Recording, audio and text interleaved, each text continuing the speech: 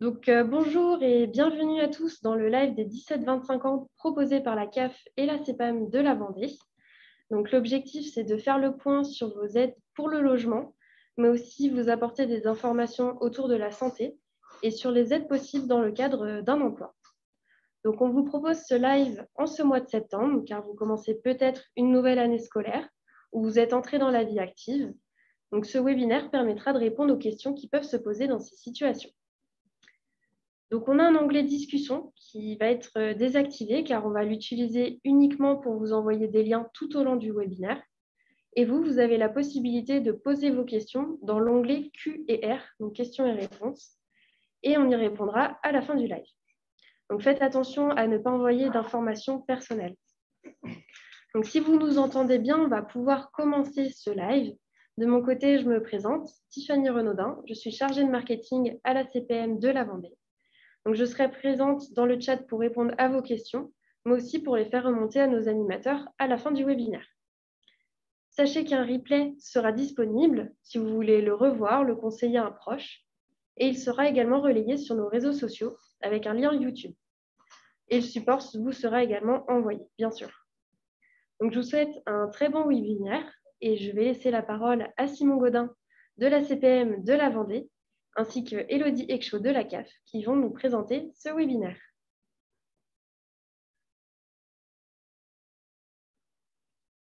Bonjour à toutes et à tous. Bonjour à tous. Donc, je me présente, je suis Simon Gaudin de la Caisse primaire d'assurance maladie et voici Elodie Exchaud de la Caisse d'allocation familiale de la Vendée. Je te laisse la parole, Elodie, pour la première partie. Oui, tout à fait. Bonjour à tous. Tout d'abord, on est ravis de vous retrouver pour ce live qui est vraiment votre live. En tout cas, on l'espère et on espère surtout pouvoir vous éclairer sur justement qu'est-ce que la sécurité sociale. On a effectivement trouvé important avant tout de pouvoir vous resituer un petit peu l'environnement sécurité sociale. Qu'est-ce que c'est ? Parce que moi, je me rappelle effectivement, quand j'étais plus jeune, pour moi, la sécurité sociale, c'était uniquement l'assurance maladie. Il n'y avait que ça, donc j'avais connaissance et absolument pas de tout l'environnement que ça recouvrait, à savoir principalement 5 branches, donc qui sont respectivement des branches qui, en fait, quand on regarde bien, vous suivent du début jusqu'à la fin de votre vie. Alors, qui va être entourée, j'ai envie de dire, par dès la naissance, où là, on va pouvoir intervenir la caisse d'allocation familiale, la caisse primaire d'assurance maladie, jusqu'à la retraite par la CARSAT. Et nous avons la branche également accident du travail et donc toujours couverte par la CPAM. Et la branche recouvrement pour l'URSSAF, les travailleurs indépendants et les auto-entrepreneurs. Donc, comme le disait Elodie, on a essayé de faire quelque chose d'assez interactif pour vous et en fait, on a construit le sommaire et la présentation par situation de vie. On n'a pas voulu vous présenter d'un côté la partie assurance maladie et d'un autre côté la partie allocation familiale. Donc, voici le sommaire. En premier, ce sera la situation j'ai un logement ou j'ai déménagé. Ensuite, on fera un petit point sur les dépenses de santé, comment ça se passe pour vous expliquer un peu comment se déroule le remboursement des frais de santé. Et puis ensuite, on partira sur le fait d'être en activité ou de ne pas l'être, justement, et on fera un petit topo avec un interlocuteur unique qui est la boussole des jeunes. Et ensuite, on vous relayera différentes informations, notamment sur la crise sanitaire. Elodie, je te laisse la parole du coup pour le logement. Oui, merci Simon. Donc, on va pouvoir voir la partie j'ai un logement ou bien j'ai déménagé.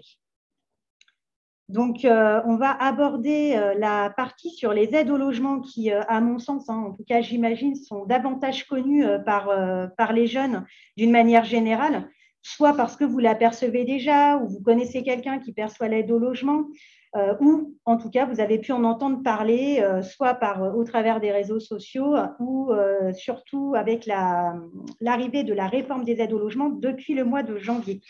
Donc, l'aide au personnel au logement, c'est quoi ? C'est une prestation qui va donc être versée sur certaines conditions et qui va permettre de compenser une partie du montant de votre loyer du logement que vous occupez. Alors, on va voir là tout de suite les conditions précises d'attribution des aides au logement. Alors, tout d'abord, c'est d'avoir comme logement, c'est votre résidence principale. Donc, qu'est-ce qu'on appelle par résidence principale? Et en fait, la résidence principale, c'est tout simplement le logement que vous occupez au quotidien, c'est-à-dire régulièrement. Vous pouvez l'occuper dans une résidence du type FJT, foyer jeune travailleur, ou encore chez un particulier, par exemple, louer une chambre parce que voilà, c'est plus simple pour vous. Vous devez également payer un loyer, donc soit seul, soit en colocation. Alors, en colocation pour différentes raisons. Le loyer est trop cher, je préfère le partager. Ou tout simplement, je n'ai pas envie d'être seule chez moi, donc je loue mon logement avec des amis. Il faut être étudiant, en apprentissage ou encore en contrat de professionnalisation et avoir des revenus modestes ou pas de revenus du tout si vous êtes étudiant. Alors, il y a un petit focus en fait qu'on souhaitait également porter au travers des aides au logement. C'est qu'en fait, on a remarqué que, notamment pour la majorité, vous avez des difficultés dans vos déclarations. Vous ne savez pas toujours, déjà d'une part, que vous avez des obligations de déclaration. Donc, par exemple, vous bénéficiez actuellement d'une aide au logement et puis vous êtes allocataire de la CAF de Nantes. Et là, à la rentrée, vous avez déménagé, vous êtes venu étudier à La Roche-sur-Yon et la CAF a continué à vous verser des aides au logement. Et là, vous vous dites, pas de problème, moi j'ai confiance, la CAF continue de me verser des aides au logement, donc tout va bien. En fait, non, il y a deux choses. La première, c'est tout d'abord l'obligation de déclarer son changement d'adresse à la CAF. Et la deuxième chose, c'est de déclarer un déménagement auprès de votre nouvelle CAF en faisant une nouvelle demande pour votre nouveau logement.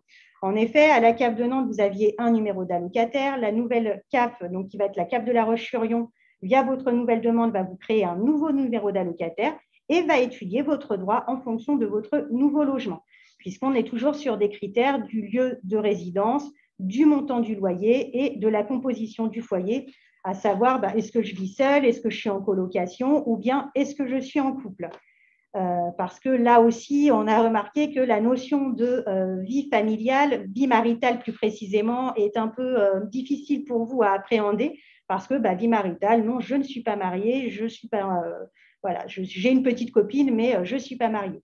Non, en fait, pour les organismes sociaux et tout organisme d'une manière générale, la vie maritale, c'est bien, je suis en couple, c'est-à-dire, je vais être très simple, si vous dormez dans le même lit, pour l'organisme, vous êtes en couple. Et par conséquent, il faut faire cette déclaration à la fois à la CAF et à la fois également auprès de la caisse primaire d'assurance maladie.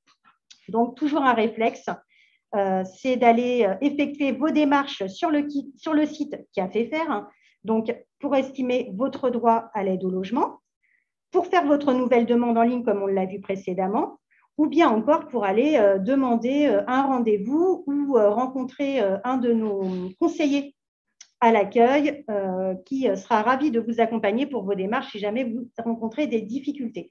On va vous mettre le lien pour pouvoir accéder directement à notre site sur le CAFEFR. Donc, je reprends la main pour la partie 2. Tout à fait, Simon. Du coup, pour mes dépenses de santé, comment ça se passe? Donc, on a souhaité vous faire un petit topo sur la première mission de l'assurance maladie qui est de rembourser les frais de santé. C'est-à-dire que vos frais de santé sont découpés en plusieurs parties. Si on prend l'exemple d'une consultation chez un médecin généraliste, la part obligatoire représente 70% des dépenses, soit environ 16,50 €. Mais il ne faut pas oublier qu'il y a également une part complémentaire qui, pour cette fameuse consultation, représente 7,50 € avec également une part forfaitaire d'1 € qui est appelée frais de franchise pour l'achat de médicaments.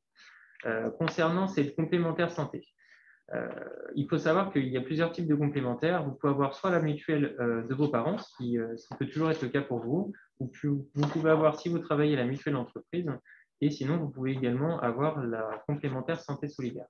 Donc, qu'est-ce que c'est la complémentaire santé solidaire? C'est une aide pour payer les dépenses de santé qui correspond du coup aux 30% qui vous restent à charge à vous de financer, et elle dépend de vos ressources. Donc, soit elle vous coûte 0 €, soit elle vous coûte moins d'1 € par jour.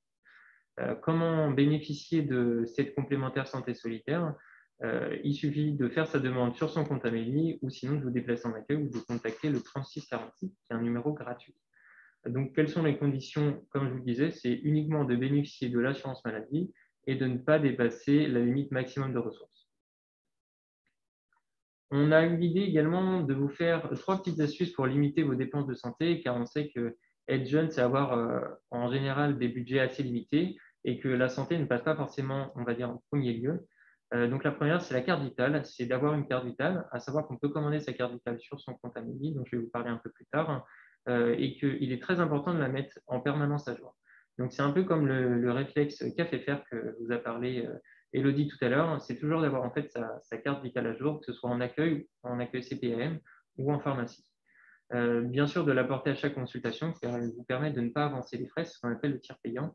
Vous n'avez pas en fait à avancer les frais le jour, par exemple, d'une consultation. L'astuce numéro 2, ce sont les rendez-vous MT-Dents que vous devez maintenant bien connaître, car il y a eu beaucoup de publicité faites dessus. Donc, ces rendez-vous MT-Dents, ils commencent à 3 ans, ils se réitèrent tous les 3 ans et vont maintenant jusqu'à 24 ans. Alors, il faut savoir qu'un peu avant la date de votre anniversaire, vous recevez un bon justement de prise en charge MT-Dents qui vous donne lieu à en fait un rendez-vous chez le dentiste et prise en charge à 100%, ainsi que les soins qui en découlent. À savoir que si vous avez des soins qui découlent à la suite justement de ce rendez-vous, ils seront également pris en charge grâce au dispositif MT-Dents. La troisième petite astuce, qui est un peu plus, on va dire, technique, c'est sur le secteur du professionnel de santé et le fait d'avoir des dépassements d'honoraires ou de ne pas en avoir. Pour le secteur 1, donc les professionnels de santé sont classés par secteur. Concernant le secteur 1, il faut savoir qu'il n'y a pas de dépassement d'honoraires, donc ça veut dire que vous n'avez pas ou très peu de reste à charge. Pour le secteur 2, le professionnel de santé, il peut adhérer à la convention et il peut pratiquer des dépassements d'honoraires. Donc, ce qui découle, c'est que vous pouvez avoir des restes à charge qui sont un peu plus importants que pour des praticiens de secteur 1. Et pour le secteur 3, les pratiques sont, on va dire, plus libres et les tarifs sont faits librement. Et les dépassements d'honoraires peuvent être très importants. Donc, ce qui est important, c'est bien de connaître le secteur de votre professionnel de santé en privilégiant entre guillemets secteur 1 et secteur 2.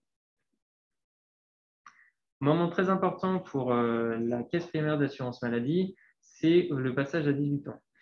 Donc, à la date d'anniversaire, vous recevez un courrier de la caisse primaire d'assurance maladie qui stipule que vous êtes détaché du compte de vos parents, donc du compte assurance maladie de vos parents, et qu'il est important de créer votre compte Amélie. Il vous suffit seulement de fournir un nouveau RIB pour pouvoir vous créer votre compte Amélie. Ensuite, il faudra bien sûr mettre la carte vitale à jour, comme on l'a dit tout à l'heure. Et il serait très important de pouvoir créer justement très rapidement ce compte Amélie. On va vous montrer rapidement les quelques dispositifs qui existent à l'intérieur de ce compte Amélie. Donc, dans ce compte Amélie, vous avez plusieurs choses qui sont possibles. Vous pouvez mettre à jour votre RIB. Donc, à savoir que si vous souhaitez être remboursé, plus que ce soit vos parents qui soient remboursés, il est très important du coup d'ajouter votre RIB. Vous pouvez télécharger des attestations de droit. Alors aujourd'hui, vous pouvez encore vous demander ce que c'est une attestation de droit, donc ça pourra vous servir pour vos premiers emplois, par exemple. Vous pourrez également suivre vos remboursements, par exemple, suite à l'achat de médicaments ou à des consultations. Vous pourrez également commander votre carte vitale, c'est ce dont je vous parlais tout à l'heure. Donc, le fait de pouvoir commander sa carte vitale directement sur l'application vous évitera de remplir un formulaire qui est peut-être long et compliqué à remplir. Et également, pour les personnes qui souhaitent voyager à l'étranger et en Europe, vous avez la possibilité de commander votre carte européenne d'assurance maladie. Concernant le changement d'adresse, donc comme pour la CAF, très important de notifier de la CPM de vos changements d'adresse, de bien mettre à jour vos coordonnées postales et en fait, par la suite, de mettre à jour également votre carte vitale pour pouvoir recevoir vos remboursements. Donc, en cas de changement de département, il est très important de prévenir votre mutuelle. Et en cas de changement de mutuelle, il faut informer sa nouvelle mutuelle en fournissant la fameuse attestation de droit que vous pouvez télécharger sur votre compte Amélie. Le petit 3, nous avons décidé et choisi de mettre l'accent sur le fait d'avoir des difficultés pour accéder aux soins. Ça a pu être le cas notamment pendant la crise sanitaire. Donc, on a décidé de vous présenter 2 dispositifs de l'assurance maladie, dont le premier est la mission d'accompagnement en santé, qui est en fait un service qui est dédié à l'accompagnement des assurés qui rencontrent des difficultés pour de l'accès aux droits ou de l'accès aux soins. À savoir qu'il y a un conseiller assurance maladie vous suit du début jusqu'à la fin, c'est-à-dire que vous pouvez évoquer une problématique pour de l'accès aux droits ou de l'accès aux soins avec ce conseiller et jusqu'à la résolution de la problématique, ce sera le même conseiller qui vous suivra. Comment faire sa demande? C'est très simple, c'est de contacter votre CPM via la messagerie du compte Amélie, d'où l'importance de l'ouvrir, au téléphone au 3646 qui est un numéro gratuit, ou alors en vous déplaçant en accueil. Le deuxième dispositif, c'est l'examen de prévention en santé, qui est un examen en fait, qui se découpe en plusieurs entretiens. En premier entretien avec un agent d'accueil, c'est en général un agent administratif qui fait le point en fait, de votre situation avec vous, ce à quoi vous avez le droit actuellement et ce à quoi vous pouvez potentiellement avoir le droit. Et ensuite, ce sont différents entretiens avec plusieurs professionnels de santé. Donc nous, au centre d'examen et de santé de La Roche-sur-Yon, il faut savoir qu'il y a dentiste, psychologue, médecin ou encore infirmier qui permet en fait de faire des examens et derrière de faire le lien avec votre médecin traitant pour qu'il n'y ait pas de rupture dans votre parcours de soins. Donc, pour faire cet examen, comme je vous le disais, c'est au centre d'examen et de santé de La Roche-sur-Yon. Donc, sur le département de la Vendée, il y en a un seul pour la caisse primaire d'assurance maladie, donc c'est bien La Roche-sur-Yon. Et pour prendre rendez-vous, il vous suffit de compléter le formulaire qui est disponible sur amélie.fr ou de contacter le numéro qui est inscrit. Sur la partie 4, je te redonne la main, Élodie. Oui, merci Simon. Alors du coup, je vais poursuivre sur effectivement, je suis en activité, c'est-à-dire en stage, en apprentissage, j'ai un job étudiant ou encore c'est mon premier emploi. Alors là, on va donc aborder la fameuse prime d'activité. Alors, j'ai la fameuse tout simplement, pourquoi? Parce que c'est une prestation qui est relativement récente, puisque la CAF la verse depuis 2016. Et effectivement, si les aides au logement, les aides personnelles au logement sont relativement bien connues de la majorité des personnes, ce n'est pas le cas de la prime d'activité. Donc, c'est là encore une des raisons pour laquelle on a souhaité faire ce focus sur cette prestation particulièrement. Alors, la prime d'activité, de quoi s'agit-il? La prime d'activité, c'est une prestation qui est donc versée, comme je le disais, en complément d'un revenu d'activité professionnelle, alors modeste, et bien évidemment, comme toute prestation, sous certaines conditions qu'on va voir tout de suite. Alors, la prime d'activité, qui peut en bénéficier et quelles sont les conditions à remplir? Donc, la première des choses, il faut bien évidemment que je rédise en France.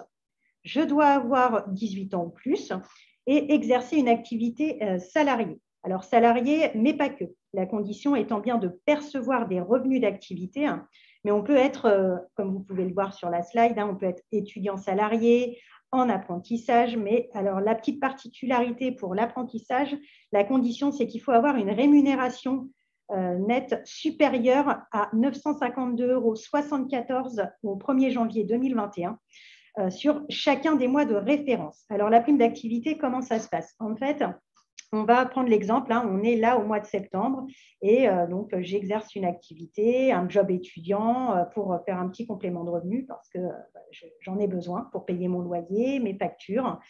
Et nous, la CAF, on est là et ce qu'on a envie, c'est de pouvoir vous aider, vous accompagner et la prime d'activité est là pour ça. Vous allez faire votre demande sur le site CAFFR. Donc, vous allez effectuer votre demande au mois de septembre. On va vous demander de déclarer vos revenus nets perçus sur les 3 mois précédents, donc le mois de juin, juillet et août. Et en fait, la condition, ce que je disais pour les apprentis qui est particulière, c'est qu'il faut que sur chacun des 3 mois que vous allez déclarer, que vos revenus soient supérieurs ou égaux au montant que j'ai cité.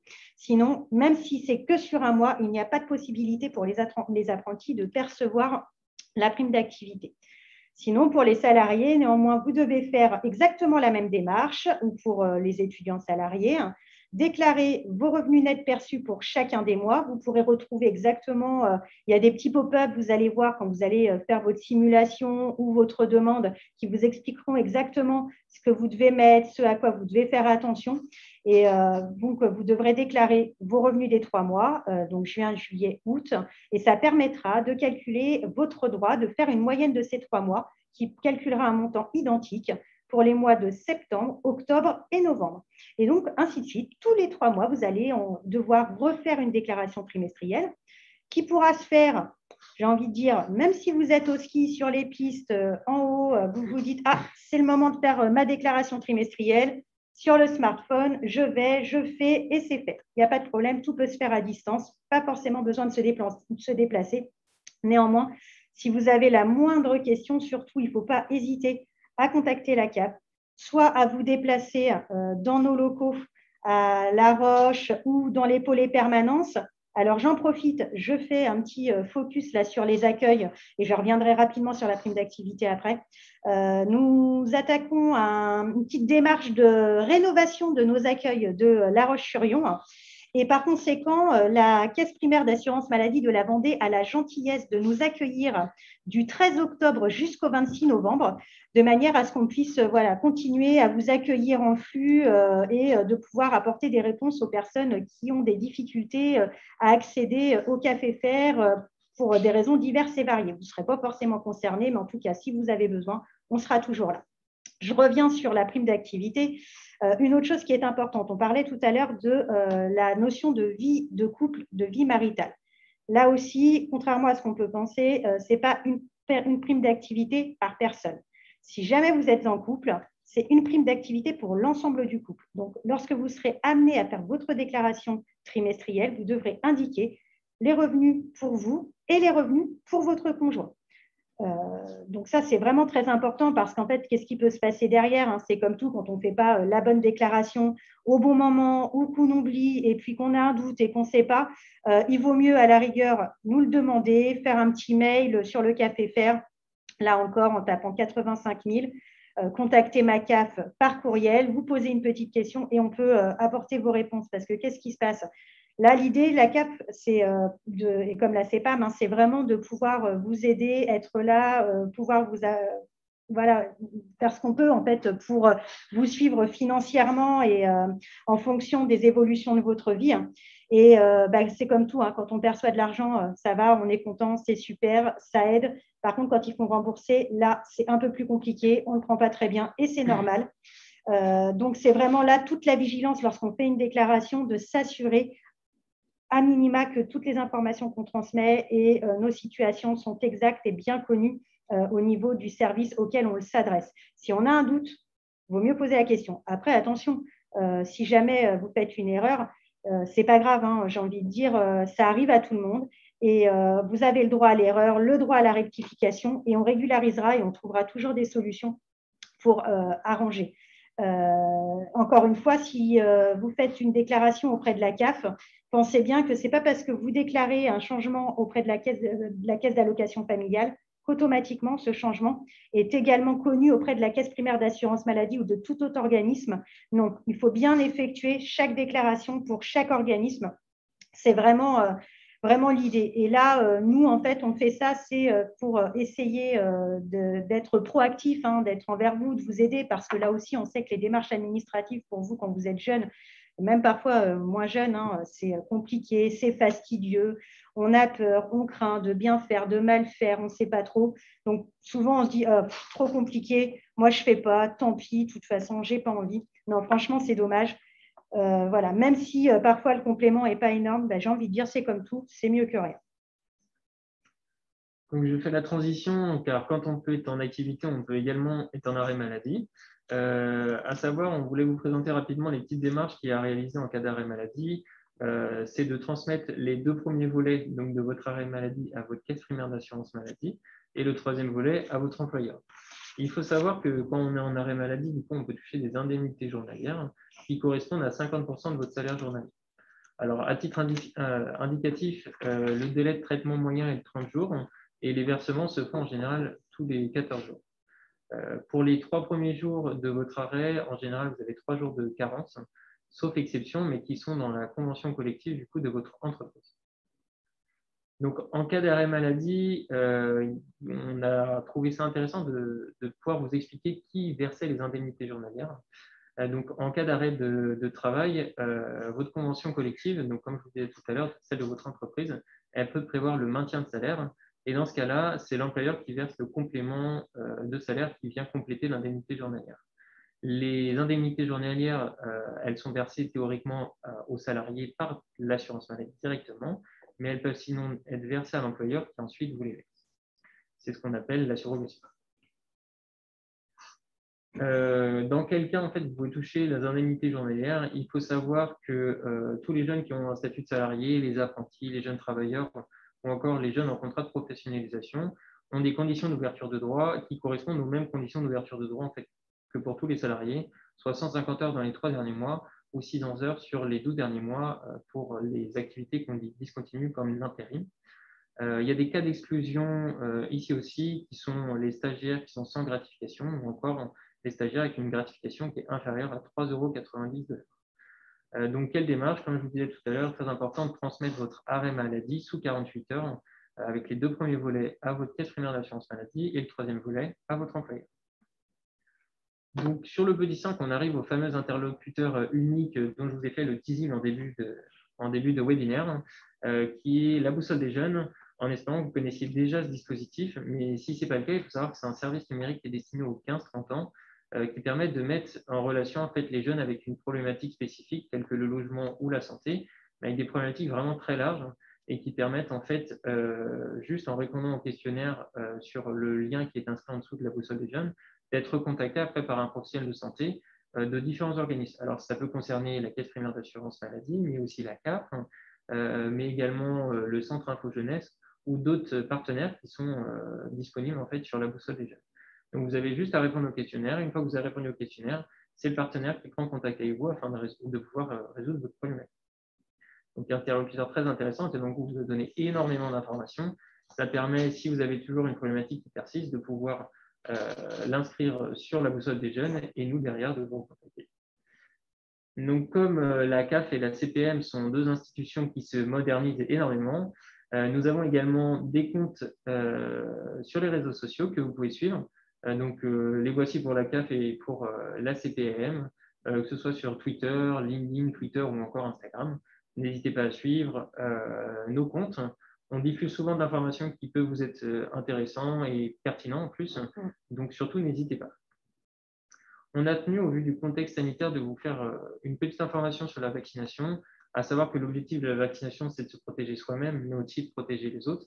C'est pour ça d'ailleurs que nous portons nos masques aujourd'hui pendant le webinaire. Donc, il faut savoir que la vaccination elle est ouverte aux mineurs de 12 à 17 ans et que la présence d'un parent pendant la vaccination est recommandée, mais elle n'est pas obligatoire. Pour les moins de 16 ans, il faut l'accord d'un seul des 2 parents et plus des 2 parents maintenant. Et pour toute information, vous pouvez vous rendre sur santé.fr ou sur les différents sites du gouvernement qui sont en place. Petite information sur l'attestation de vaccination également, à savoir vous pouvez vous rendre sur le site attestation-vaccin.mini.fr pour obtenir votre attestation. Vous pourrez par la suite soit l'ajouter sur votre application Toute Santé Covid ou la garder sous format papier ou encore la garder en photo. Donc, on espère avoir répondu à vos interrogations rien qu'en vous présentant justement ces slides. Maintenant, il va y avoir un temps, comme on vous l'a dit au début, comme Tiffany vous l'a précisé au début, un temps qui va être consacré aux questions. Donc, n'hésitez pas à les poser dans le chat, on va tâcher d'y répondre. Et si on ne trouve pas, on ne peut pas vous répondre directement parce qu'on n'a pas forcément les qualités et les capacités techniques, on vous renverra soit vers le site internet de la CAF de la CPM ou encore aux différents accueils ou au numéro que vous pouvez contacter.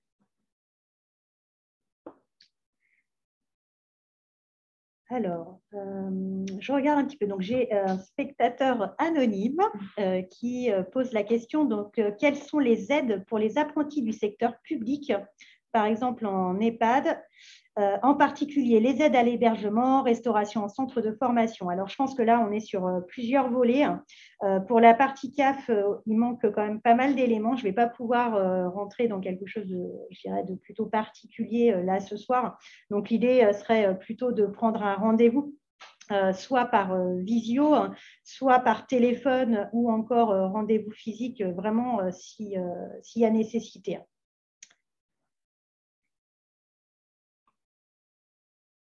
Je vois qu'il y a également une question de Madame ou Mademoiselle Pauline Landais sur justement les médecins traitants. Alors, on est confronté entre guillemets au même problème que vous, c'est qu'il y a très peu de médecins traitants sur le département et c'est compliqué d'en trouver un.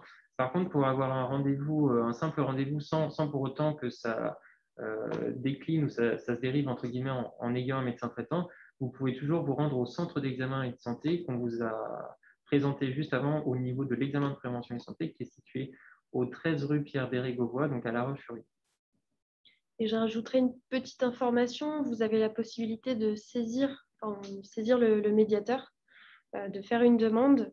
Donc, il y aura tout un formulaire à compléter avec la liste des médecins que vous avez essayé de contacter, les refus que vous avez eus. montrer que vous avez été dans cette démarche-là et pourra peut-être vous aider, mais vous orientera sûrement aussi vers la même solution que Simon vient de vous présenter.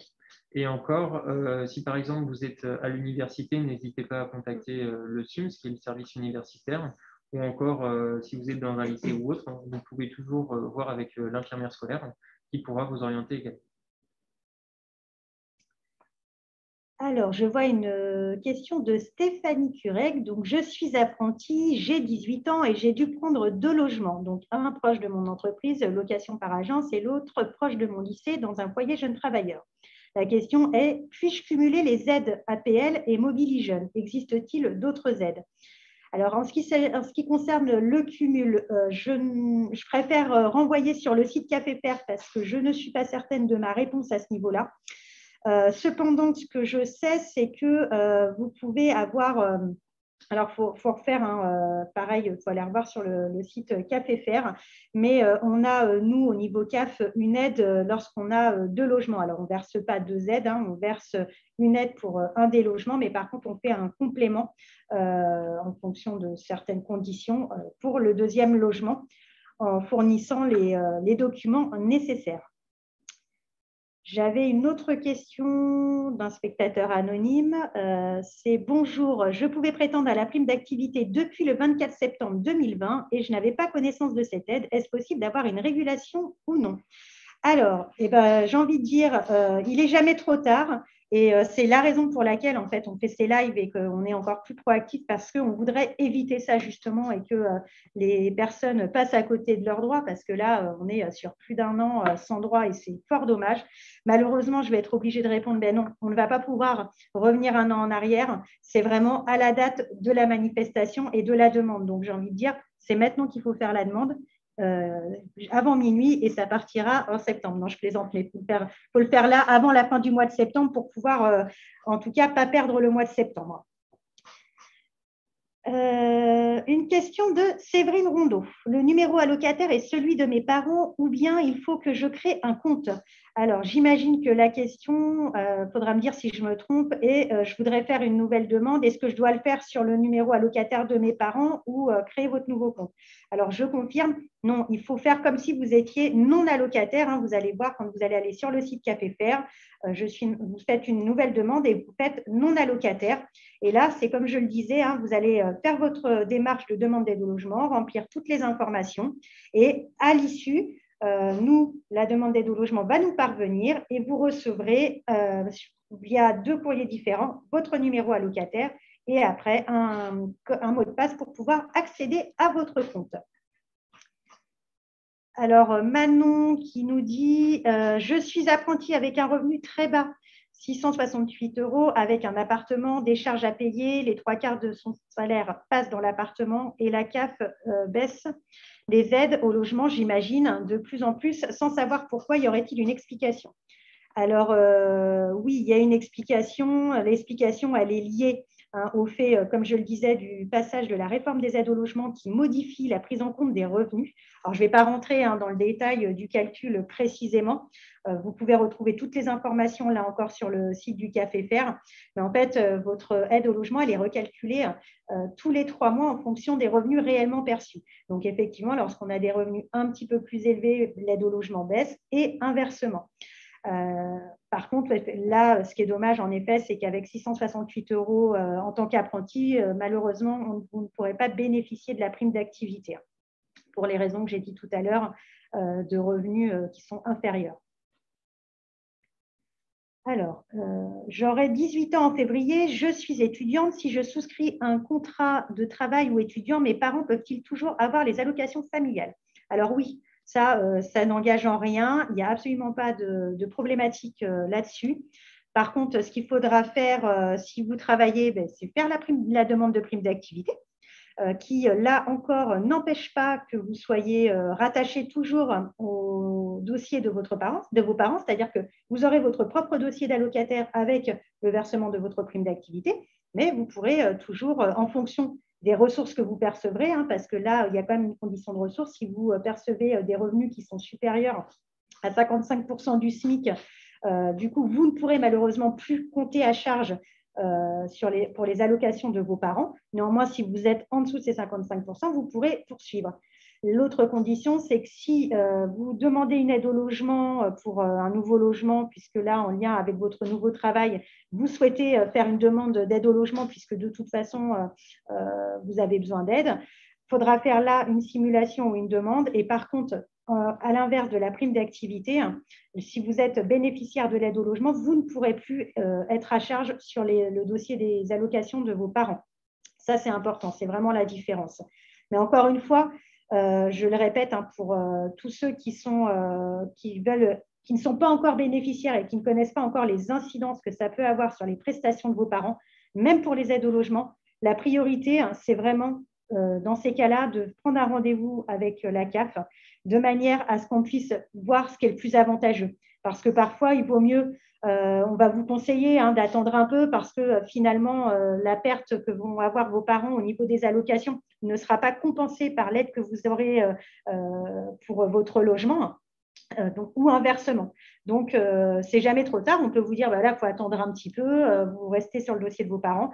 Et en revanche, après, vous pourrez faire votre propre demande d'aide au logement puisqu'il n'y aura plus d'impact, soit parce que vous ne compterez plus à charge sur le dossier de vos parents, soit pour une autre raison.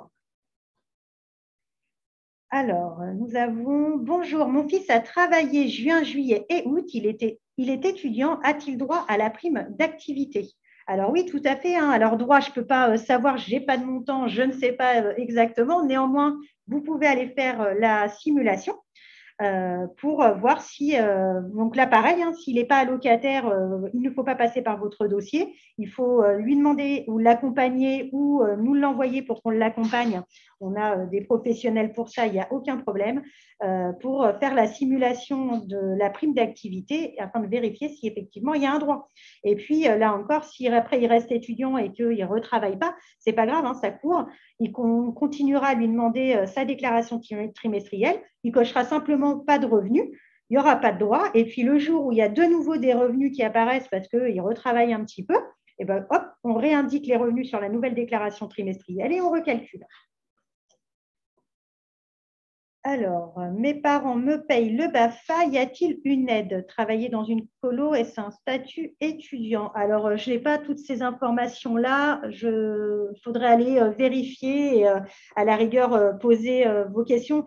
On a, comme le disait Simon, la boussole des jeunes qui est vraiment un bon repère. Alors, je sais pas, c'est que c'est compliqué de répondre à ce genre de questions, tout simplement parce qu'en fait, il y a tout un contour, il y a plein d'éléments qu'il faut avoir en plus avant de dire il n'y a pas de droit ou il y a un droit. C'est un petit peu plus complexe que ça. Donc, je préfère vous renvoyer vers d'autres professionnels afin que de chez nous, si vous le souhaitez, il n'y a pas de problème, ou de la boussole des jeunes qui pourront vous rediriger à la fois chez nous et vers d'autres professionnels si nécessaire. Alors, est-ce qu'il vaut mieux prendre rendez-vous avec un conseiller pour comparer ce qui peut être le plus intéressant entre mes prestations familiales et ce que ma fille étudiante? Ben voilà, tout à fait. Alors, j'ai répondu, je pense, à cette question. Effectivement, de toute façon, avant de faire quelques démarches que ce soit, quand on a des craintes en termes de ses propres prestations, il vaut mieux prendre un rendez-vous avec un professionnel de la CAF par rapport à ça. On fera une simulation et on verra qui éventuellement est le plus avantageux pour vous. Notre intérêt, c'est vraiment ça, c'est de vraiment pouvoir aider sans que ce soit un impact, je dirais, négatif, autant pour vous que pour vos enfants. C'est le lien avec la question suivante, je pense. Existe-t-il un simulateur pour savoir s'il est plus avantageux de déclarer un étudiant à la charge de ses parents ou pas? Alors là, je vois avec calcul des impôts. Alors, en fait, il faut bien dissocier deux choses. C'est que lorsqu'on est allocataire CAF en tant qu'enfant, il n'y a pas d'impact sur la charge au niveau fiscal, au niveau des impôts. Il n'y a pas d'impact. Ce n'est pas parce que, par exemple, on perçoit de l'aide au logement, je ne suis plus considérée comme étant à charge au sens des prestations familiales de la CAF qu'automatiquement, on n'est plus considéré comme étant à charge au niveau impôt, au niveau fiscal. Non, c'est bien deux choses différentes. Après, il n'y a pas, je dirais, de simulateur à proprement dit qui va vous dire non, au vu des prestations qu'ont vos parents, il vaut mieux que vous fassiez la demande ou pas. Là, c'est un professionnel qui sera plus à même d'accompagner pour ces réponses-là et qui sera davantage, je dirais, plus sûr. On avait une petite question juste au-dessus, quand on remonte. Donc, peut-on prétendre à une aide au logement si on est hébergé dans un foyer en IFAP? Alors, IFAP, c'est pour les infirmières, c'est ça? Oui, a priori, oui, elle avait précisé après qu'elle était infirmière. Alors, la question là encore, ça va être difficile, on ne va pas pouvoir échanger et ça, c'est dommage parce qu'il faudrait que je sache est-ce que c'est un type d'internat, est-ce que c'est autre chose. Je vous invite là aussi à aller revoir toutes les conditions sur le site CAF-FR par rapport au logement. Si jamais vous ne trouvez pas votre information, ce n'est pas grave. Vous pouvez contacter la CAF même en n'étant pas allocataire. Ça, c'est important de le savoir. Pareil, sous le même principe, vous allez sur le CAF-FR, vous tapez 85 000 et vous faites contacter ma CAF par courriel et vous posez la question et on vous redonnera toutes les démarches. Soyez juste un peu plus précise dans votre question de manière à ce qu'on ait bien tous les contours. Après, ce n'est pas grave, on reviendra vers vous ou laisser un numéro de téléphone. On essaiera de vous recontacter si on a besoin d'éléments supplémentaires lorsque vous contacterez la CAF.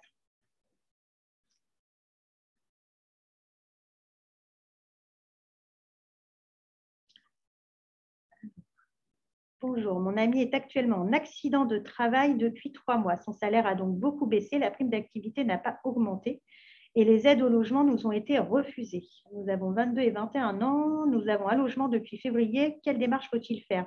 Alors là, je ne vais pas, pareil, à rentrer, il faudrait voir votre dossier, il faudrait étudier. Là, honnêtement, je vous invite à prendre rendez-vous. Je pense que c'est important et on prendra le temps de pouvoir bien prendre connaissance de votre dossier et de voir pour quelles raisons la prime d'activité a baissé. Effectivement, ce qu'il faudrait voir, c'est si le salaire a effectivement baissé, pourquoi la prime d'activité, elle, n'a pas augmenté et pouvoir comparer. Donc, vraiment, là, je vous invite à faire ça parce que c'est particulier et ça concerne vos informations. Donc, on n'est pas trop sur quelque chose d'ordre général.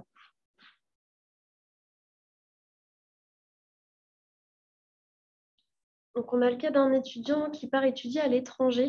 Donc, qu'est-ce qu'il doit faire comme démarche auprès de la CAF et de la CEPAM s'il part pour 1 an? Côté CEPAM, je vais envoyer un lien d'un article, car en fait, ça dépend si ça fait partie de l'UE ou non. Il y a différentes démarches à réaliser. Donc, ça dépend vraiment du pays. Donc, je vous envoie un lien où vous pourrez trouver les informations. Et côté CAF, en fait, il faut que vous fassiez votre déclaration en indiquant également dans quel pays vous partez. Et vous pouvez faire un mail en parallèle pour nous indiquer qu'effectivement, pour quelles raisons vous partez, pour étudier, etc. Et le temps que vous partez, parce que c'est vraiment la durée, effectivement, là encore, qui va impacter sur vos droits.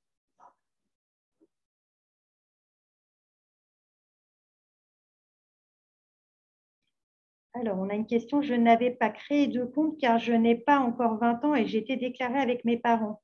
Alors, je ne sais pas si ça… Je pense que ça s'adresse à la CAF. Et si c'était pour faire une demande de prestation, j'imagine des aides au logement, si vous étiez étudiant, c'est dommage parce que du coup, il n'y a pas de question d'âge, en l'occurrence, pour faire cette demande d'aide au logement, en tout cas, pas la condition d'attendre 20 ans. Après, c'est peut-être en lien avec ce que perçoivent vos parents, peut-être en prestation, qui a fait que peut-être eux avaient pris rendez-vous et qu'il était préférable qu'ils conservent leur prestation. Je ne sais pas trop, c'est un petit peu vague. Vous pouvez repréciser votre question si vous le souhaitez. Je suis étudiante et je souhaite avoir un logement, mais je n'ai pas de revenus suffisants. Alors, là encore, je vous invite à aller voir la boussole des jeunes. Il y a différents organismes qui peuvent vous être communiqués pour pouvoir potentiellement trouver un logement. faudrait voir aussi en estimant, en faisant un petit peu entre votre capacité financière et voir les aides au logement que vous pourriez avoir en fonction de ça et faire une simulation, prendre rendez-vous éventuellement avec nous pour qu'on puisse voir.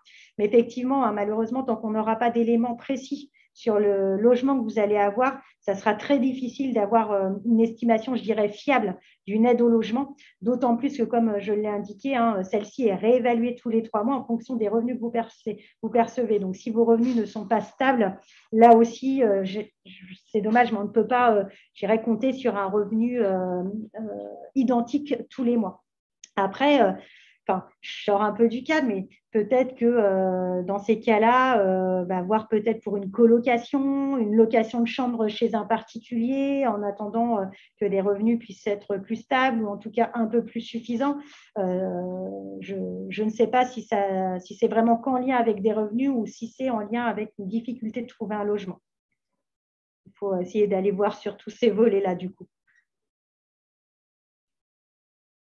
Alors, est-il possible de recevoir le complément d'aide au logement pour un logement secondaire lors de stages en formation professionnalisante? Merci. Alors, comme je le disais tout à l'heure, hein, il faut apporter une quittance de loyer, il faut transmettre hein, si vous percevez déjà de l'aide au logement pour le logement que vous occupez. Dans ce cas-là, c'est ce qu'on appelle l'aide pour la double résidence, en fait. Alors, ce n'est pas grand-chose, hein, honnêtement, ce n'est pas un complément d'aide au logement. Et en plus, il y a des conditions, donc il faut vraiment revoir ça, mais ce n'est pas toujours systématique. Mais il faut vraiment apporter plus d'éléments, là encore, pour pouvoir l'affirmer de manière précise. Alors, bonjour, je suis en revenu modeste, donc environ 1 300 € par mois. Il m'a été très compliqué de trouver un logement, même à grande distance d'une ville. Les agences immobilières ne me proposaient que des studios étudiants, alors que je suis salariée en CDI, car un vrai appartement est considéré comme trop cher pour mon revenu. De plus, je n'ai pas de droit aux APL. Comment cela se fait-il? Alors, c'est là encore une bonne question. Alors, même si effectivement c'est plus précis, néanmoins, il faut qu'on étudie ça de manière plus précise en rendez-vous, que vous soyez accompagné par rapport à ça, que vous apportiez les éléments, qu'on puisse voir un peu quel type de logement vous pourriez avoir, parce que là, ce qui me paraît compliqué, c'est que dans un sens, vous dites que vous n'avez pas le droit aux aides au logement, mais qu'en même temps, vous n'avez pas de logement. Donc, je ne sais pas trop quoi vous répondre parce que pour pouvoir avoir droit aux aides au logement, il faut avoir son logement. Donc, c'est peut-être des simulations que vous avez faites. Après, sur les simulations, il faut faire attention parce qu'il faut être vraiment plutôt précis hein, sur les informations qu'on donne parce que parfois, à pas grand-chose, on peut se dire qu'on n'a pas de droit alors qu'en fait, on a un droit. Donc, vraiment, ce que je vous invite à faire, c'est à prendre rendez-vous, un rendez-vous téléphonique ou par visiocontact si vous le souhaitez. Hein. C'est un rendez-vous qui peut se faire via un smartphone à distance quand vous le souhaitez avec un professionnel de la CAF. Et puis, on pourra effectivement essayer de répondre à vos interrogations. Pour la prime d'activité, le revenu de 900 €, c'est que pour les apprentis ou pour les étudiants ayant un job étudiant aussi. Alors, le revenu de 952 € net, c'est que pour les apprentis. Hein, pour les jobs étudiants, c'est bien deux choses différentes. Ou pour un job étudiant, si le revenu est par exemple de 600 € et quelques, on peut bénéficier de la prime d'activité. Alors, il faut aller faire la simulation. Hein. Je n'ai pas malheureusement tout en tête pour pouvoir vous dire avec tel montant on a le droit ou pas. Je vous invite à aller faire la simulation avec les montants précis de ce que vous avez à déclarer sur chacun des mois. Et si jamais vous avez un doute sur ce que vous devez mettre dans cette simulation, là encore, n'hésitez pas à nous contacter pour qu'on puisse vous accompagner parce que honnêtement, je préfère, je sais hein, que c'est un peu pénible, mais il vaut mieux parfois perdre un petit peu de temps pour finalement en gagner derrière sur deux volets. Hein. Le volet, vous pouvez bénéficier d'une prestation à laquelle vous n'avez pas le droit aujourd'hui. Hein. Et en plus, sur un volet, je suis sûre de ce que je déclare et potentiellement, je n'aurai pas d'indu. Alors, étant étudiant, on peut toucher la prime d'activité. En plus des aides Pôle emploi, je touche l'ARE. Alors là, il faut voir, hein, c'est pareil, il faut faire la simulation parce que ça dépend du montant d'ARE que vous allez percevoir. Si vous avez plus d'allocations de Pôle emploi que de revenus d'activité, nécessairement, il y a peu de chances. Mais voilà, je vous invite à faire la simulation avec vos montants sur le site Café Faire, ça sera la meilleure réponse. Et si là encore vous avez un doute, pareil, contactez-nous sur le Café Faire.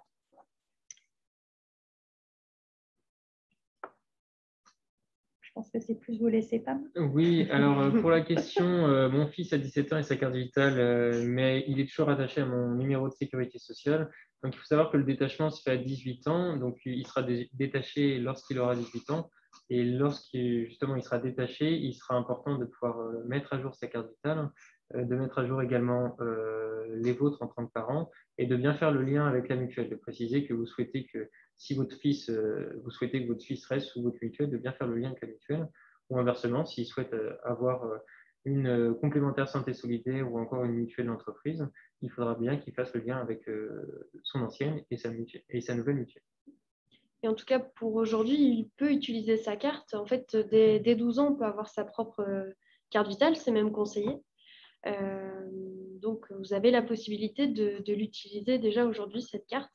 Après, à voir s'il ne faut pas la remettre à jour en pharmacie. Si, je te confirme, ouais. je l'ai fait pour ma fille. Donc, il faudra sûrement la mettre à jour en pharmacie. Et si jamais elle ne fonctionne toujours pas, il peut y avoir des dysfonctionnements, la puce qui est abîmée. Vous pouvez déclarer ce dysfonctionnement sur le service en ligne, sur l'appli ou sur votre compte Amélie sur ordi, et en recommander une nouvelle, si vraiment elle est dysfonctionnante. Mais pas de souci, s'il est encore attaché à votre compte, ça veut dire que c'est votre ayant droit et qu'il utilise sa carte de sécurité sociale ou la vôtre, enfin sa carte vitale, pardon, ou la vôtre, il y aura les mêmes effets tant qu'il est rattaché à votre compte.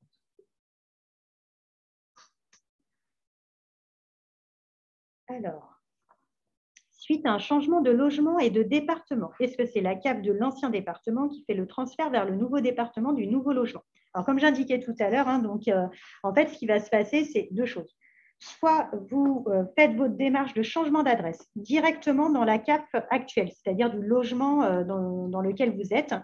Et là, via cette nouvelle demande d'aide au logement, en fait, la CAF va transférer vers le nouveau département.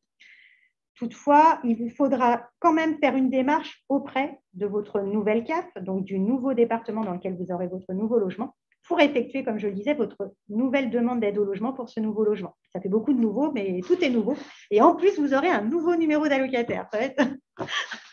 Donc, voilà. Non, donc du coup, vous faites ça. Alors après, soit vous le faites, de toute façon, de part et d'autre, que vous le fassiez sur l'une, sur l'autre ou sur les deux se mettront en contact de manière à en fait renvoyer ce qu'on appelle un certificat de mutation qui est un dossier qui regroupe toutes vos données qui sont transmises à la nouvelle CAF qui, elle, va ensuite traiter votre nouvelle demande d'aide au logement que vous aurez effectuée sur le Café Faire.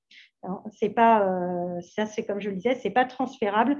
L'aide au logement que vous perceviez ailleurs sera automatiquement stoppée et il faudra donc refaire une nouvelle demande. Alors, est-ce normal de passer de 254 € d'APL à 55 en étant apprenti?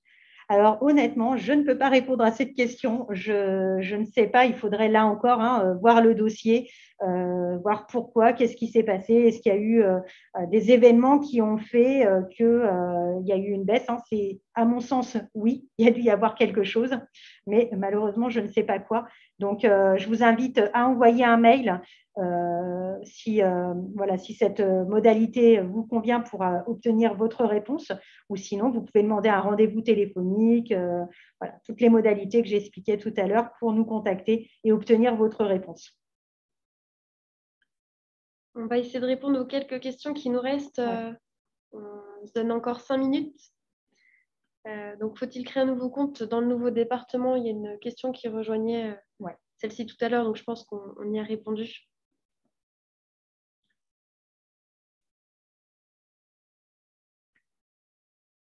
Alors, mes parents ont tous les deux un salaire, mon travail me rapporte peu, je suis étudiante. L'étude pour la prime d'activité, les salaires de mes parents sont-ils pris en compte? Je relis la question. Mes parents ont tous les deux un salaire, mon travail me rapporte peu, je suis étudiante. L'étude pour la prime d'activité, les salaires de mes parents sont… Ah oui. Alors, ce que vous voulez dire, c'est que si vous faites votre propre demande de prime d'activité, est-ce que les salaires de vos parents sont pris en compte? Non. Non, non, c'est bien que les vôtres. J'espère que j'ai bien répondu à la question, si je l'ai bien compris. Mais non, non, vous faites votre propre demande avec vos revenus à vous. On a une autre question pour savoir à quel moment faire sa demande d'APL, sachant que sa fille a démarré l'université au 1er septembre. Est-ce que c'est rétroactif, enfin, est-ce que le versement des APL est rétroactif s'ils font la demande en octobre, ou est-ce que le versement démarre en octobre, voire novembre? Alors là, il y a plusieurs choses. Soit elle avait déjà droit à l'aide au logement avant, et à ce compte-là, pour le nouveau logement, vous pouvez faire la demande dès maintenant. Il y aura une continuité, donc pas d'interruption. Cependant, s'il n'y avait pas de droit à l'aide au logement avant ou qu'il y a eu une interruption, je ne sais pas, elle a quitté son logement en juin, elle est venue chez vous pendant l'été, elle reprend un nouveau logement en septembre, à ce compte-là, c'est considéré comme vraiment une nouvelle demande d'aide au logement, il n'y a pas de continuité et c'est une étude de droit à compter du mois suivant l'entrée dans le logement. Donc, elle peut faire sa demande dès le mois de septembre. Néanmoins, ça sera un droit à compter du mois d'octobre et comme les prestations familiales sont toujours versées à terme échu, ça veut dire que en fait, on paye le mois suivant pour le mois en cours. Donc, c'est-à-dire le mois d'octobre sera versé début novembre.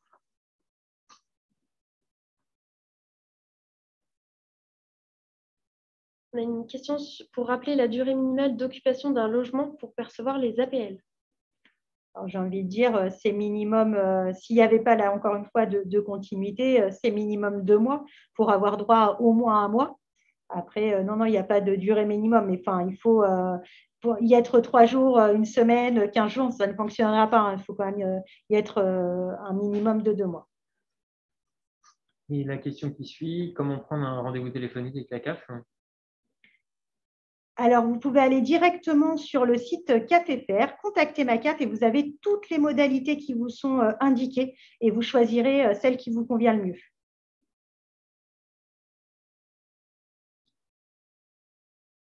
C'est parfait. Je pense qu'on a répondu à un… Très bien, merci Alexis. Oui. Je travaille chez un bailleur social et j'invite… c'est parfait. Merci beaucoup. Donc pour les participants, si vous avez bien accès à l'onglet questions et réponses, on a un participant qui travaille chez un bailleur social et qui vous invite à déposer une demande de logement. Donc, vous avez le site dans l'onglet Q&R. Merci. Donc, en tout cas, on vous remercie beaucoup d'avoir participé à ce live 17-25. On avait animé un premier live au mois de juin. Donc là, c'était la 2e édition. On espère qu'on a répondu à un maximum de vos questions. Et sinon, comme on vous l'a dit, hein, les interlocuteurs CEPAM, CAF sont toujours là, que ce soit sur les lignes téléphoniques, par mail ou via les accueils directement. Et puis la boussole des jeunes aussi. Si vous ne savez pas si c'est une question CEPAM, une question CAF ou autre, vous avez la boussole des jeunes qui vous orientera vers le professionnel qui pourra traiter votre question. Et honnêtement, n'hésitez pas à aller voir les différents sites, hein, que ce soit de la CAF ou de la CPAM. Honnêtement, il y a une mine d'informations. Alors, c'est vrai qu'il y en a beaucoup. Mais vous voyez, quand j'entends j'aurais pu en bénéficier depuis 2020, là, je me dis finalement, heureusement qu'on fait tout ça, qu'on est proactif et qu'on arrive à raccrocher des gens comme ça. Et ce qu'on voudrait, c'est éviter tout ça. Donc, c'est 2 volets. Hein. C'est à la fois de participer à ces lives qu'on espère qu'ils pourront perdurer ou en tout cas sous différents formats, peu importe. Le principal étant qu'on soit proactif vers vous au niveau de nos organismes. Et n'hésitez pas aussi à relayer auprès de vous, hein, si vous avez des amis ou autres, vous dites ça… Là, dites-vous, il n'y a pas de concurrence. Hein. Si votre copain ou copine a la prime d'activité ou autre, ça ne vous empêchera pas de l'avoir. Donc, honnêtement, il faut relayer l'information un maximum. Nous, on n'a rien à y gagner, sauf de pouvoir vous aider. Et c'est la seule chose qu'on souhaite faire. Hein. Tiffany, il y a une petite dernière question qui va t'intéresser, je crois. Tout à fait. Donc, on l'avait dit en début de live, mais je le répète, il n'y a aucun souci. Donc, on vous enverra un replay. Donc, on basculera en fait le live sur YouTube et on vous l'enverra donc par mail, le mail que vous avez inscrit au moment de votre inscription. Et on vous enverra le diaporama aussi en pièce jointe. Bien sûr, il n'y a pas de souci. Donc, c'est pareil, le diapo, n'hésitez pas à le partager. Il est fait pour ça. On vous remercie encore pour tout. Merci pour pour votre disponibilité, d'avoir bien voulu sur ce créneau horaire nous accorder votre temps. Excellente soirée. Très bonne Très bonne soirée à vous. Au revoir. Au revoir.